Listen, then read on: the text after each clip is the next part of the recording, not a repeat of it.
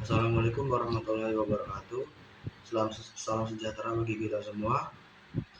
Perkenalkan, nama saya Dimas Muhammad Rayhan. Pada kesempatan kali ini, saya akan mempresentasikan materi dari bab 10, Fundamentals of Financial Management, karya Eugene F. Brigham dan Joel F. Houston, yang membahas mengenai the cost of capital atau biaya modal. Materi ini merupakan salah satu fondasi terpenting dalam manajemen keuangan, karena membahas tentang bagaimana perusahaan menentukan biaya atas dana yang digunakan untuk menjalankan aktivitas bisnis dan investasi. Dalam praktik bisnis modern, perusahaan tidak akan pernah terlepas dari kebutuhan pendanaan. Setiap kegiatan perusahaan, baik untuk menjalankan operasional sehari-hari, membeli aset baru, memperluas kapasitas produksi, melakukan ekspansi usaha, maupun membiayai proyek investasi jangka panjang, semuanya membutuhkan dana. Dana tersebut dapat berasal dari berbagai sumber, seperti pinjaman, penerbitan saham, maupun laba yang ditahan. Namun, yang harus dipahami adalah bahwa setiap sumber dana tersebut memiliki harga, memiliki konsekuensi, dan memiliki biaya. Biaya inilah yang dalam ilmu keuangan disebut sebagai cost of capital atau biaya modal. Topik biaya modal menjadi sangat penting karena perusahaan pada dasarnya tidak hanya dituntut untuk memperoleh laba, tetapi juga dituntut untuk menciptakan nilai. Dalam dunia keuangan modern, perusahaan dikatakan berhasil bukan hanya ketika mampu mencatat keuntungan dalam laporan laba rugi, melainkan ketika keuntungan tersebut mampu melebihi biaya dari seluruh modal yang digunakan untuk menghasilkan keuntungan tersebut. Inilah inti dari logika keuangan modern yang ditekankan dalam bab ini. Sebuah perusahaan bisa saja terlihat menguntungkan secara akuntansi karena mencatat laba bersih positif, tapi secara ekonomi belum tentu benar-benar menciptakan nilai. Jika laba yang dihasilkan ternyata lebih rendah daripada biaya modal yang digunakan, maka sesungguhnya perusahaan sedang menghancurkan nilai perusahaan dan merugikan pemegang saham. Dengan kata lain, laba akuntansi belum tentu sama dengan laba ekonomi. Disinilah konsep biaya modal menjadi sangat penting, karena ia menjadi alat ukur apakah perusahaan benar-benar menciptakan nilai atau justru sebaliknya. Bab ini juga menekankan bahwa biaya modal merupakan jembatan penting antara keputusan pendanaan dan keputusan investasi. Ketika perusahaan memutuskan untuk mencari dana, maka perusahaan harus memahami berapa biaya dari dana tersebut. Ketika memutuskan untuk berinvestasi, maka perusahaan harus memastikan bahwa investasi tersebut mampu menghasilkan pengembalian yang lebih tinggi daripada biaya pendanaannya. Oleh karena itu, cost of capital bukan sekadar angka teknis dalam rumus keuangan, tetapi merupakan dasar logika yang menghubungkan sumber dana, risiko, pengembalian, dan penciptaan nilai perusahaan. Pemahaman terhadap konsep ini sangat penting karena hampir seluruh keputusan keuangan strategis perusahaan akan bermuara pada satu pertanyaan utama: apakah keputusan ini mampu menghasilkan return yang melebihi biaya modalnya? Jika iya, maka keputusan tersebut layak diambil. Jika tidak, maka keputusan tersebut sebaiknya ditolak. Melalui presentasi ini, saya akan membahas materi secara lebih rinci dan mendalam, dimulai dari pengertian biaya modal, fungsi, dan perannya dalam manajemen keuangan, komponen-komponen penyusunnya seperti biaya utang, biaya saham, preferen, dan biaya modal sendiri. Kemudian dilanjutkan dengan pembahasan mengenai weighted average cost of capital atau WACC sebagai konsep biaya modal rata-rata tertimbang. Setelah itu, Pembahasan akan diperluas pada faktor-faktor yang mempengaruhi biaya modal, termasuk pengaruh suku bunga, pajak, struktur modal, kebijakan dividen, hingga kebijakan investasi. Terakhir, kita juga akan membahas bagaimana biaya modal harus disesuaikan dengan risiko proyek. Karena dalam praktiknya, tidak semua investasi memiliki tingkat risiko yang sama. Dengan memahami keseluruhan materi ini, kita akan melihat bahwa biaya modal bukan sekedar konsep perhitungan, melainkan alat utama untuk membantu perusahaan mengambil keputusan keuangan yang rasional, efisien, dan bernilai tambah. Pengertian dan fungsi cost of capital. Secara umum, cost of capital atau biaya modal dapat didefinisikan sebagai tingkat pengembalian minimum yang harus dihasilkan sebagai perusahaan atas dana yang digunakan agar nilai perusahaan tetap terjaga. Definisi ini terlihat sederhana tetapi memiliki makna yang sangat mendalam. Ketika perusahaan memperoleh dana baik dari kreditur, investor preferen, maupun pemegang saham biasa, perusahaan pada dasarnya sedang menggunakan uang milik pihak lain. Dana tersebut tidak diberikan secara cuma-cuma. Setiap pihak yang menanamkan dana ke perusahaan tentu mengharapkan kompensasi atas dana yang mereka berikan. Kreditur mengharapkan bunga, pemegang saham referen mengharapkan dividen tetap, dan pemegang saham biaya mengharapkan dividen serta capital gain. Harapan pengembalian inilah yang menjadi biaya bagi perusahaan. Maka dari itu, biaya modal dapat dipahami sebagai tingkat imbal hasil minimum yang harus dihasilkan perusahaan agar dapat memenuhi ekspektasi seluruh penyandang dana.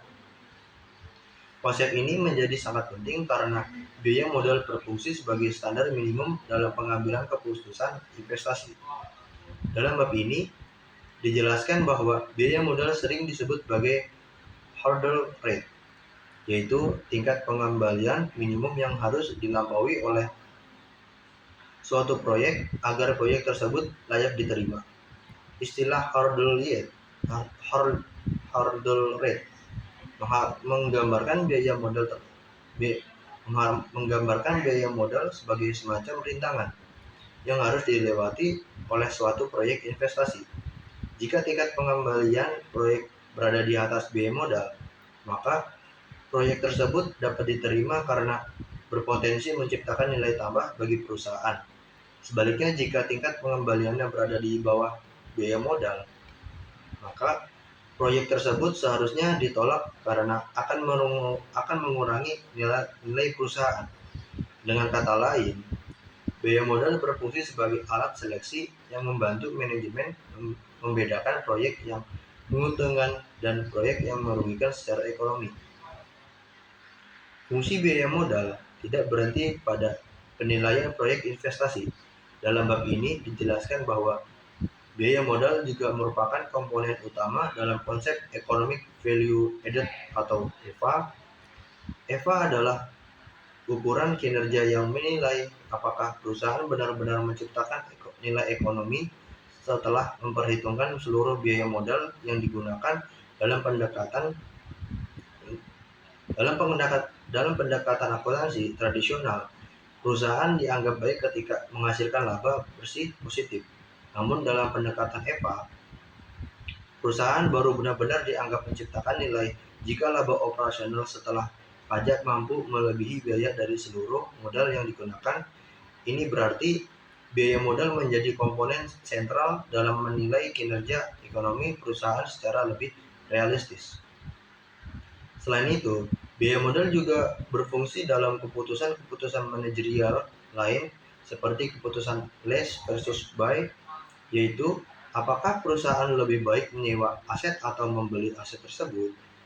Keputusan ini sangat bergantung pada biaya pendanaan yang digunakan. Biaya modal juga digunakan dalam regulasi perusahaan utilitas seperti listrik, telekomunikasi, dan gas, di mana regulator menggunakan biaya modal yang untuk menentukan tingkat pengembalian yang wajar agar perusahaan tidak memperoleh keuntungan berlebihan, namun tetap mampu beroperasi secara efisien. Hal ini menunjukkan bahwa biaya modal bukan hanya penting dalam teori keuangan, tetapi juga memiliki peran yang sangat nyata dalam praktik bisnis dan kebijakan ekonomi. Dengan demikian, biaya modal memiliki fungsi yang sangat strategis. Ia bukan hanya sekedar angka dalam rumus, melainkan standar minimum profitabilitas, alat evaluasi investasi, alat ukur penciptaan nilai ekonomi, dasar keputusan pendanaan, dan pedoman efisiensi manajerial. Semakin baik perusahaan memahami dan menghitung biaya modalnya, maka semakin baik pula kualitas keputusan keuangan yang dapat diambil. Karena itu, pemahaman terhadap konsep biaya modal merupakan syarat dasar bagi perusahaan yang ingin tumbuh secara sehat dan berkelanjutan. Konsep WACC, Weighted Average Cost of Capital. Setelah memahami pengertian dasar biaya modal, pembahasan berikutnya masuk pada konsep yang paling penting dalam bab ini, yaitu Weighted Average Cost of Capital atau WACC. Konsep ini muncul karena dalam praktiknya perusahaan hampir tidak pernah membiayai seluruh aktivitasnya hanya dengan satu sumber dana. Perusahaan umumnya menggunakan kombinasi beberapa sumber pendanaan sekaligus, seperti utang, saham, preferen, dan modal sendiri. Karena dana perusahaan berasal dari berbagai sumber, maka biaya modal perusahaan juga tidak dapat dilihat dari satu komponen saja. Perusahaan harus menghitung biaya rata-rata dari seluruh sumber dana yang digunakan dengan mempertimbangkan proporsi masing-masing. Inilah yang disebut sebagai weighted average cost of capital, yaitu biaya modal rata-rata tertimbang dari seluruh sumber pendanaan perusahaan. Secara konseptual, WACC mencerminkan rata-rata biaya yang harus dibayar perusahaan atas setiap Rp1 dana baru yang diperoleh disebut weighted atau tertimbang karena setiap komponen sumber dana tidak memiliki proporsi yang sama. Ada perusahaan yang lebih banyak menggunakan utang, ada yang lebih dominan menggunakan modal sendiri, dan ada pula yang menambahkan saham preferen sebagai bagian dari struktur pendanaannya. Oleh sebab itu, masing-masing komponen tidak hanya dihitung berdasarkan biayanya, tetapi juga berdasarkan bobot atau proporsi penggunaannya dalam struktur modal perusahaan. Semakin besar proporsi suatu sumber dana, maka semakin besar pula pengaruhnya terhadap total biaya modal perusahaan. Secara umum, rumus WACC adalah penjumlahan dari biaya setiap komponen modal yang dikalikan dengan bobotnya masing-masing. Artinya, WACC diperoleh dari biaya utang setelah pajaknya dikalikan proporsi utang, ditambah biaya saham preferen dikalikan proporsi saham preferen, ditambah biaya modal sendiri dikalikan proporsi ekuitas. Rumus ini menunjukkan bahwa WACC adalah representasi menyeluruh dari biaya dana perusahaan.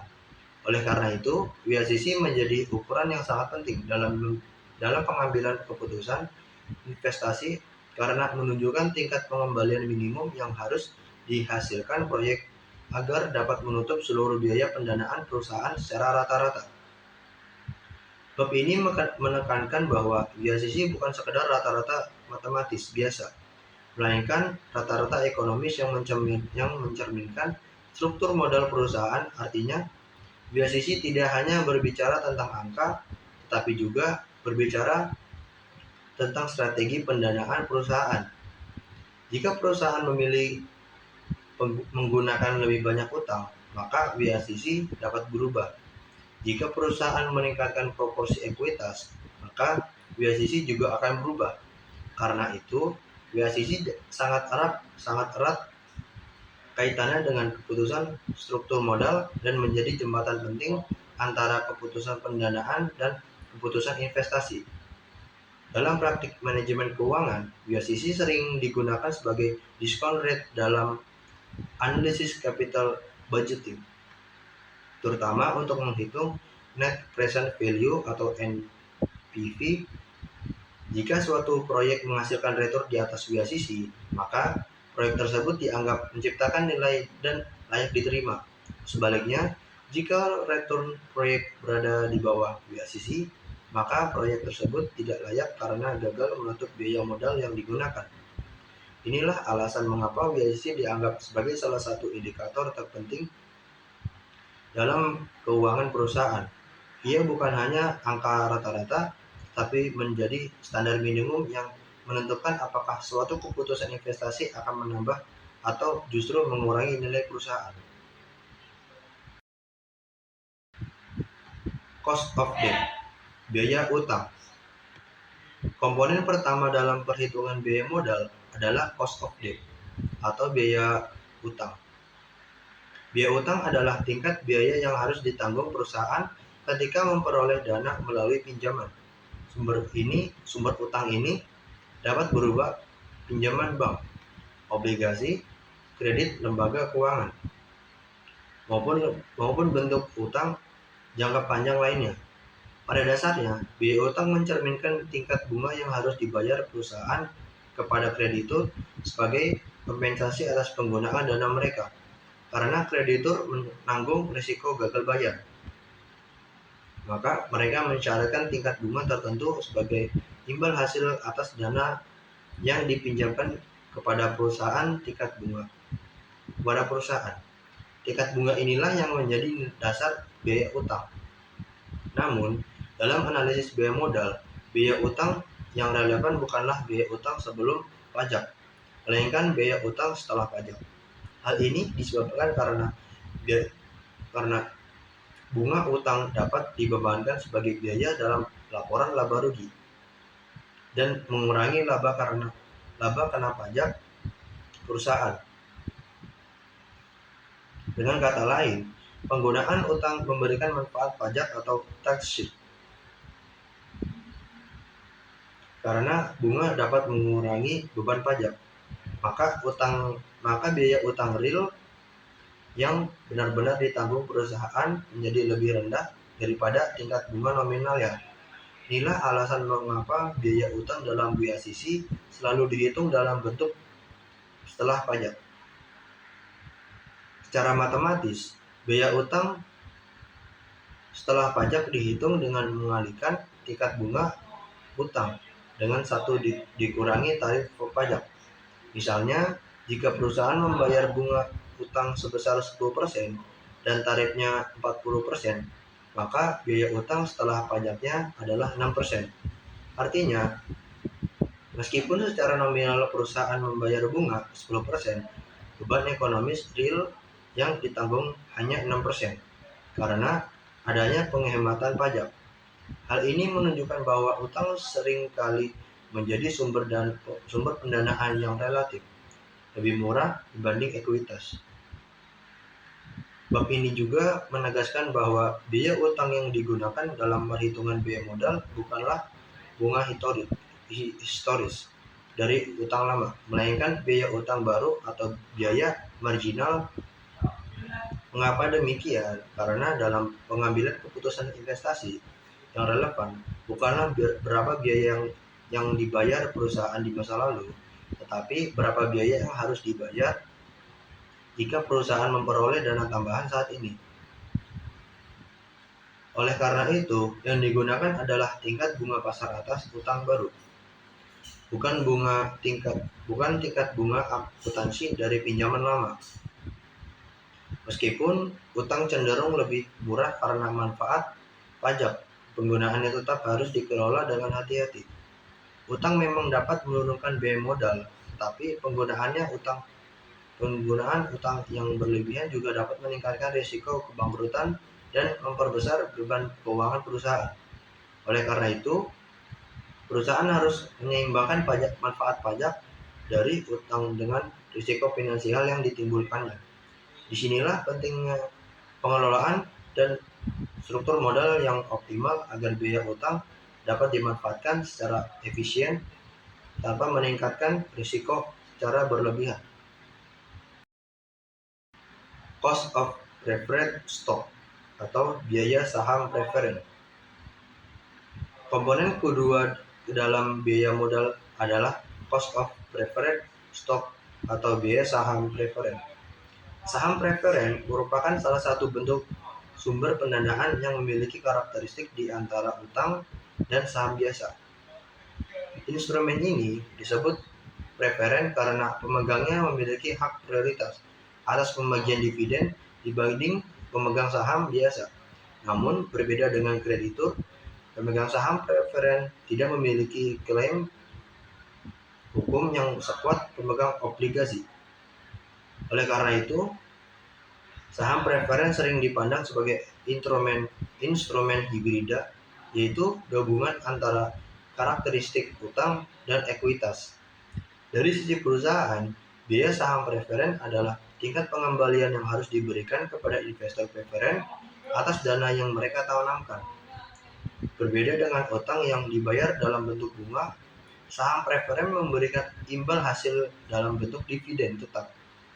Karena dividen saham preferen umumnya bersifat tetap dan dibayarkan secara periodik, maka biaya saham preferen relatif mudah dihitung. Rumus dasarnya adalah dividen preferen tahunan dibagi harga pasar saham preferen. Hasil perhitungan ini menunjukkan tingkat pengembalian yang diharapkan investor preferen dan sekaligus menjadi biaya bagi perusahaan. Berbeda dengan biaya utang, biaya saham preferen tidak memperoleh manfaat pajak. Hal ini karena dividen preferen tidak dapat dibebankan sebagai biaya pengurang pajak, artinya perusahaan tidak memperoleh tax shield dari pembiayaan dividen preferen sebagaimana pada pembayaran bunga utang.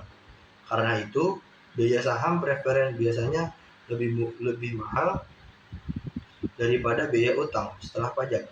Meskipun demikian, saham preferen seringkali masih lebih murah dibanding ekuitas biasa karena risiko yang ditanggung investor preferen umumnya lebih rendah daripada pemegang saham biasa. Dalam praktiknya, penggunaan saham preferen tidak seumum utang dan saham biasa. Banyak perusahaan bahkan tidak menggunakannya sama sekali dalam struktur modal. Namun instrumen ini tetap penting dipahami karena dalam kondisi tertentu, saham preferen dapat menjadi alternatif pendanaan yang menarik, terutama ketika perusahaan ingin memperoleh dana tanpa menambah utang terlalu besar, namun juga ingin menghindari dilusi kepemilikan yang terlalu luas, seperti pada penerbitan saham biasa. Dengan demikian, saham preferen memberikan fleksibilitas tertentu dalam struktur modal perusahaan, meskipun biayanya lebih tinggi daripada utang. Instrumen ini dapat menjadi pilihan strategis dalam kondisi tertentu. Oleh karena itu, pemahaman terhadap biaya saham preferen tetap penting sebagai bagian dari analisis biaya modal secara menyeluruh.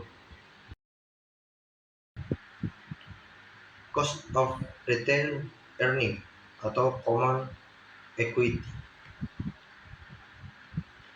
Komponen berikutnya adalah biaya modal sendiri, khususnya yang berasal dari laba ditahan atau retained earning.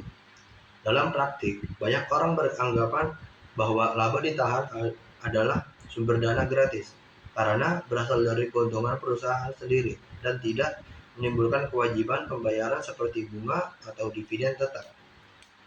Namun, bab ini menegaskan bahwa anggaran tersebut keliru.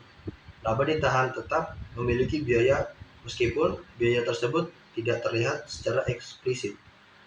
Alasannya sederhana. Laba ditahan pada dasarnya adalah milik pemegang saham yang tidak dibagikan secara dividen ketika perusahaan memutuskan menahan laba. Berarti perusahaan menggunakan kembali dana milik pemegang saham atau diinvestasikan dalam bisnis. Karena itu, pemegang saham tetap mengharapkan tingkat pengembalian atas dana tersebut. Biaya laba ditahan pada dasarnya adalah biaya peluang atau opportunity cost. Jika laba dibagikan sebagai dividen, pemegang saham dapat menginvestasikan dana tersebut ke instrumen lain yang memiliki risiko sebanding. Ketika laba tidak dibagikan, maka pemegang saham mengorbankan kesempatan tersebut. Karena itu, perusahaan harus mampu menghasilkan return minimal sebesar return yang diharapkan pemegang saham jika dana itu mereka investasikan sendiri di tempat lain. Inilah alasan mengapa laba ditahan tetap memiliki biaya dan tidak boleh dianggap sebagai sumber dana gratis. Bab ini menjelaskan 3 pendekatan utama untuk menghitung biaya modal sendiri. Pertama adalah pendekatan CAPM atau Capital Asset Pricing Model yang menghitung biaya ekuitas berdasarkan tingkat bebas risiko, premi risiko pasar, dan beta saham. Pendekatan ini menekankan bahwa semakin tinggi risiko sistematis suatu saham, semakin tinggi pula return yang diminta investor. Kedua adalah pendekatan bond yield plus risk premium, yaitu menambahkan premi risiko tertentu ke tingkat bunga, obligasi atau perusahaan. Pendekatan ini lebih sederhana dan banyak digunakan secara praktis.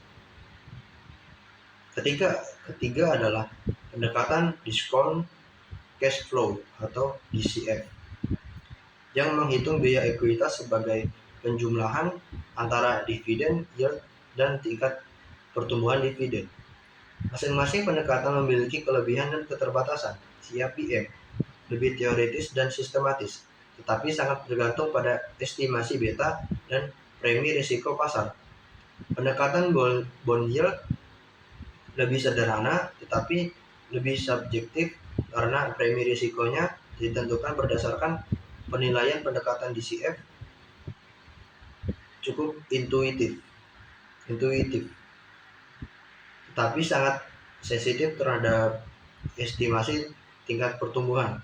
Karena itu, dalam praktiknya perusahaan sering menggunakan lebih dari satu pendekatan sekaligus agar memperoleh estimasi biaya ekuitas yang lebih realistis dan seimbang.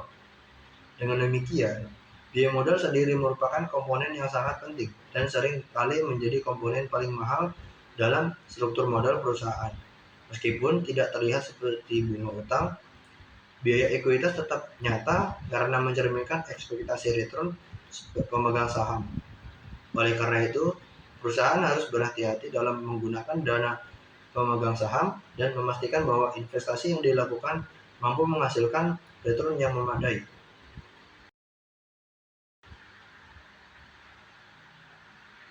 Cost of new common stock dan flotation cost.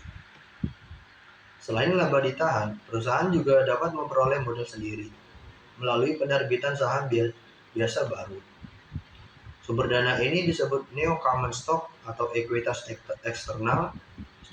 Secara konsep, biaya modal dari saham baru mirip dengan biaya laba ditahan karena sama-sama berasal dari pemegang saham biasa.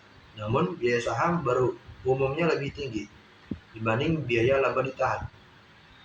Penyebab utamanya adalah adanya flotation cost atau biaya emisi saham.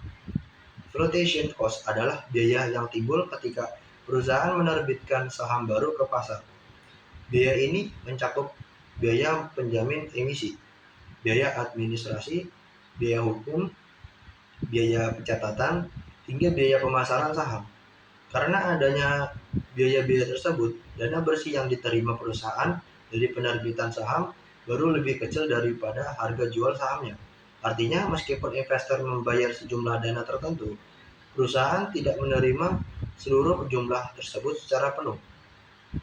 Akibatnya, perusahaan harus menghasilkan return yang lebih tinggi agar tetap mampu memenuhi ekspektasi investor. Karena dana bersih yang diterima lebih kecil, maka biaya modal saham baru menjadi lebih tinggi daripada biaya laba ditahan. Dalam logika ekonomi, dana dari saham baru harus bekerja lebih keras agar dapat memberikan return yang sama kepada investor. Inilah alasan mengapa perusahaan umumnya lebih memilih menggunakan laba ditahan terlebih dahulu sebelum menerbitkan saham baru. Penerbitan saham baru biasanya dilakukan ketika kebutuhan pendanaan perusahaan sudah melampaui kapasitas pendanaan internal. Bab ini juga menjelaskan konsep return earning breakpoint, yaitu batas di mana perusahaan tidak lagi cukup membiayai kebutuhan investasi hanya dengan laba ditahan dan harus mulai menerbitkan saham baru. Ketika perusahaan melewati titik ini, biaya modal cenderung meningkat karena biaya ekuitas berubah dari biaya laba ditahan menjadi biaya saham baru yang lebih mahal. Hal ini penting karena menunjukkan bahwa biaya modal tidak selalu konstan, tapi dapat meningkat ketika perusahaan membutuhkan pendanaan dan jumlah lebih besar. Dengan demikian, penerbitan saham baru merupakan pilihan pendanaan yang penting tapi mahal. Perusahaan tetap dapat menggunakannya ketika dibutuhkan, tetapi harus mempertimbangkan konsekuensi biayanya secara cermat agar keputusan pendanaan tetap efisien. Faktor yang mempengaruhi cost of capital. Biaya modal dipengaruhi oleh berbagai faktor, baik yang berada di luar kendali perusahaan maupun yang dapat dikendalikan oleh manajemen. Faktor eksternal utama adalah tingkat suku bunga dan tarif pajak. Jika suku bunga di pasar meningkat, maka biaya utang akan meningkat, dan pada akhirnya juga dapat meningkatkan biaya modal secara keseluruhan. Begitu pula perubahan tarif pajak akan mempengaruhi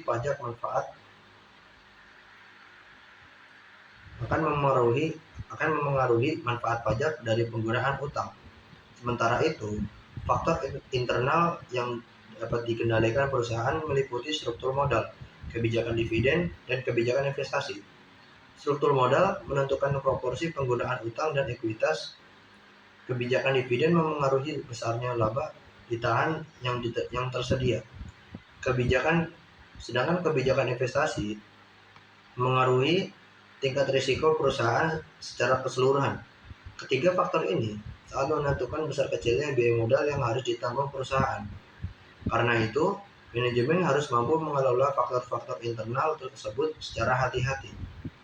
Keputusan pendanaan, pembagian dividen, dan pemilihan proyek investasi harus dilakukan secara selaras agar perusahaan dapat mempertahankan biaya modal pada tingkat yang efisien dan kompetitif.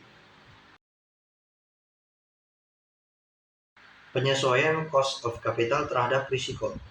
Salah satu poin penting dalam bab ini adalah bahwa tidak semua proyek memiliki tingkat risiko yang sama. Oleh karena itu, tidak semua proyek seharusnya dievaluasi menggunakan biaya modal yang sama. Proyek dengan risiko lebih tinggi seharusnya menggunakan biaya modal yang lebih tinggi, sedangkan proyek yang risikonya lebih rendah dapat menggunakan biaya modal yang lebih rendah. Inilah yang dimaksud dengan penyesuaian biaya modal terhadap risiko. Bab ini menjelaskan bahwa terdapat tiga jenis risiko proyek, yaitu stand-alone risk, corporate risk, dan market risk. Stand-alone risk melihat risiko proyek secara terpisah. Corporate risk melihat dampak proyek terhadap risiko perusahaan secara keseluruhan. Sedangkan market risk melihat risiko proyek dari sudut pandang investor yang terdiversifikasi. Dalam praktik keuangan modern, risiko pasar sering dianggap paling relevan karena mencerminkan perspektif investor. Penyesuaian biaya modal terhadap risiko sangat penting agar perusahaan tidak salah dalam mengambil keputusan investasi. Jika perusahaan menggunakan satu biaya modal yang sama untuk semua proyek, maka perusahaan berisiko menerima proyek yang terlalu berisiko dan menolak proyek yang sebenarnya aman dan menguntungkan dalam jangka panjang. Kesalahan ini dapat meningkatkan risiko perusahaan dan menurunkan nilai pemegang saham. Sebagai penutup, dapat disimpulkan bahwa cost of capital atau B modal merupakan konsep fundamental dalam manajemen keuangan yang berfungsi sebagai dasar utama dalam pengambilan keputusan investasi. Biaya modal menunjukkan tingkat pengembalian minimum yang harus diperoleh perusahaan agar keputusan investasi yang diambil tetap mampu menciptakan nilai tambah bagi perusahaan dan pemegang saham. Melalui pembahasan bab 10 ini, kita memahami bahwa biaya modal tidak hanya terdiri dari satu komponen, tetapi merupakan gabungan dari biaya utang, biaya saham preferen, dan biaya modal sendiri yang dirangkum dalam konsep biaya sisi. Selain itu, kita juga memahami bahwa biaya modal dipengaruhi oleh banyak faktor dan harus disesuaikan dengan tingkat risiko proyek agar keputusan investasi yang diambil benar-benar tepat. Dengan demikian, perusahaan yang mampu menghitung dan mengelola biaya modal secara tepat akan lebih mampu memilih investasi yang menguntungkan, meningkatkan efisien pendanaan, serta memaksimalkan nilai perusahaan dalam jangka panjang. Sekian presentasi dari saya. Terima kasih. Wassalamualaikum warahmatullahi wabarakatuh.